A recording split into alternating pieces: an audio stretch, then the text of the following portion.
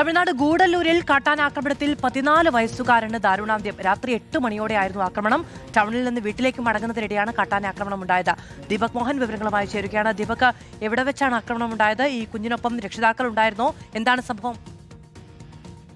മാധു, സംഭവം രാത്രി 8 മണിയോടുകൂടിയാണ് ഈ തമിഴ്നാട് നീലഗിരി ജില്ലയിലെ ഗൂഡല്ലൂർ എന്ന് പറയുന്ന സ്ഥലത്താണ് സ്ഥിരമായി കാട്ടാനയുടെ ആക്രമണമോ അല്ലെങ്കിൽ ശല്യമൊക്കെയുള്ള മേഖലയാണ്. 14 വയസ്സുകാരനായ ഈ പറക്കുന്നൻ ഹൗസ് ഷാജഹാന്റെ മകൻ മിസ്ഹബിന്റെ ജീവനാണ് കാട്ടാനക്കടിയിൽ ദാരുണമായി നഷ്ടപ്പെട്ടിരിക്കുന്നത്. ഈ രാത്രി 8 മണിയോടുകൂടി വീട്ടിലേക്ക് മടങ്ങുന്നതിനിടെയാണ് കാട്ടാനയുടെ ആക്രമണം ഉണ്ടായത്.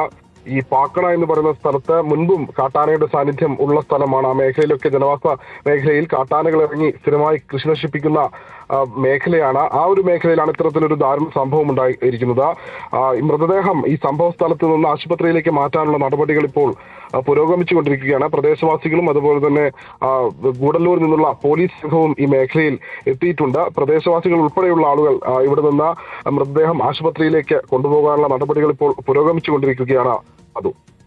ദീപക് മോഹനാണ് വിവരങ്ങൾ നൽകിയത്.